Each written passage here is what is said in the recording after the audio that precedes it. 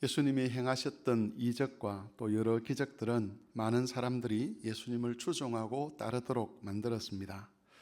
하지만 그렇게 예수님을 따랐던 많은 사람들 중에는 예수님의 가르침을 들은 이후에 오히려 예수님을 떠나버린 그런 사람들도 있었습니다. 예수께서 그들의 기대에 대해서 아무것도 해줄 수 없다는 것을 알고 난 이후에는 예수님 따르는 것을 중단을 하게 된 것입니다. 오늘 본문 말씀에도 이런 내용들이 등장합니다. 본문은 아니지만 6장 48절에 보시면 예수님은 자신을 생명의 떡이라고 말씀을 하셨습니다. 그러면서 자신의 살과 피를 먹고 마시는 자만이 참 생명을 얻을 수 있다라고 그렇게 가르치셨습니다. 그런데 예수님의 이 말씀에 대해서 일부의 제자들은 그 말씀을 전혀 이해하지를 못했습니다. 예수님의 살과 피를 먹고 마셔야 된다는 이 말씀은 겉으로 보아서는 전혀 말이 되지 않는 가르침이었습니다. 사람의 살을 먹고 사람의 피를 마신다는 것은 이스라엘 백성들로서는 도무지 받아들일 수가 없는 그런 가르침이었습니다. 그리고 이것 때문에 제자들이 수군거리기를 시작했습니다. 그때 예수께서 하신 말씀이 63절에 기록되어 있습니다. 살리는 것은 영이니 육은 무익하니라. 내가 너희에게 이른 말은 영이요 생명이니라. 예수님의 말씀의 의도는 일부의 제자들이 예수님의 의도와는 전혀 다르게 그 말씀을 이해했다는 겁니다. 예수님은 육에 대한 이야기를 하는 것이 아니고 영혼에 대한 이야기를 하는 것인데 제자들은 영적인 안목이 없었기 때문에 예수님의 말씀을 육적인 것으로만 받아들였다는 것이죠. 이와 비슷한 이야기가 요한복음 3장에도 나옵니다. 니고데모라고 하는 한 바리새인이 예수님을 찾아왔을 때 예수님께서는 사람이 거듭나지 아니하면 하나님 나라를 볼 수 없다라고 말씀하셨습니다. 그때 니고데모는 그 말씀을 제대로 이해하지 못하고 사람이 어떻게 다시 태어날 수 있는가를 예수님께 물었습니다. 그때 예수께서 하셨던 말씀이 육으로 난 것은 육이요 영으로 난 것은 영이라는 말씀이었습니다. 그러면서 예수께서 하신 그 말씀의 의미는 성령으로 새롭게 태어나야 한다는 가르침이라는 것을 알려주셨습니다. 예수님은 영적인 이야기를 하는데 니고데모는 영적인 부분에 대해서는 전혀 생각하지 않은 채로 눈에 보이는 것에 관심만 가지고 그런 관점에서 예수님의 말씀을 이해하려고 했다는 것이죠. 요한복음 6장 65절에서 예수님은 왜 그런 오해가 생기는지를 말씀하셨습니다. 또 이르시되 그러므로 전에 너희에게 말하기를 내 아버지께서 오게 하여 주지 아니하시면 누구든지 내게 올 수 없다 하였노라 하시니라.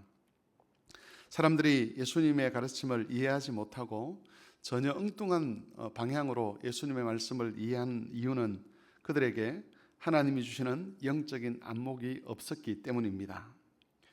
하나님께서 예수께로 인도하는 사람들은 예수님의 말씀을 육적인 차원에서만 이해하지는 않습니다. 그들은 바른 영적 안목을 가지고 예수께서 하시고자 하는 말씀의 의도를 이해하고 받아들이게 됩니다.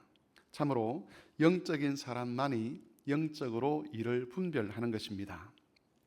68절에 보면 베드로가 예수님에 대해서 이렇게 고백합니다. 주여 영생의 말씀이 주께 있사오니 우리가 누구에게로 가오리까? 베드로는 영생의 말씀이 예수님에게 있다는 것을 알았습니다.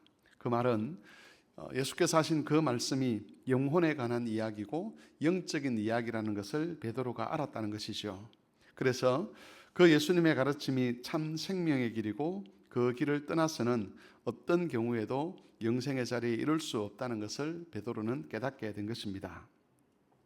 이에 비해서 유다는 가장 가까이에서 예수님을 보필했음에도 불구하고 생명의 말씀이 있다는 것을 알지 못하고 결국은 예수님을 팔아넘겨 버렸습니다. 이런 상반된 모습은 오늘날 교회 안에서도 여전히 재현이 되고 있습니다. 하나님의 부르심을 입은 사람들은 언제나 영적인 고민을 합니다. 이런 사람들은 세월이 지날수록 더욱더 풍성한 영생의 삶을 누리게 되지요. 그런데 부르심을 입지 못한 사람들 중에 교회에 들어와 있는 사람들이 있는데 그런 사람들은 영적인 것에 대해서는 무지하고 언제나 육적인 것에 대해서만 생각을 합니다. 하나님의 말씀을 들어도 육적인 차원에서 이해를 하고 또 성도들과 교제하는 것도 육적인 차원에서 이해를 하려고 하는 것입니다. 우리는 그런 육적인 것만 생각하는 사람들에게 미혹되지 않도록 스스로를 잘 지켜가야만 합니다. 또 심지어 우리의 옛 본성은 하나님의 모든 일들을 육적인 것으로만 판단하려고 하는 그런 잘못된 본성을 가지고 있기도 합니다. 이런 외부의 어떤 선동들, 또 우리 안에 있는 그런 잘못된 판단들, 이런 것들을 우리가 극복해 가야 하는데, 영적인 안목을 가지고 주의 뜻이 무엇인지를 잘 분별해 가야만 하는 것이죠.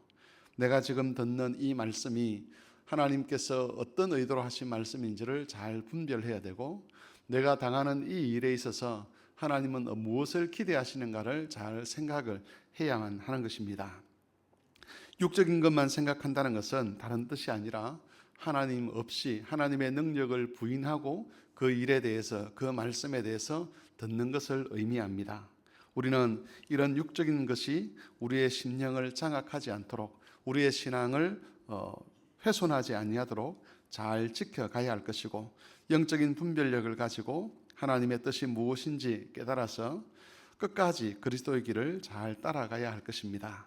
이것을 기억하시고 오늘 하루도 또 이번 한 주간도 그리스도의 말씀을 잘 묵상하고 그 말씀에 잘 순종함으로써 하나님이 주신 영적인 안목들을 잘 지켜가는, 그래서 매일매일 풍성한 영생의 삶을 살아가는 모든 교우들이 되시기를 바랍니다.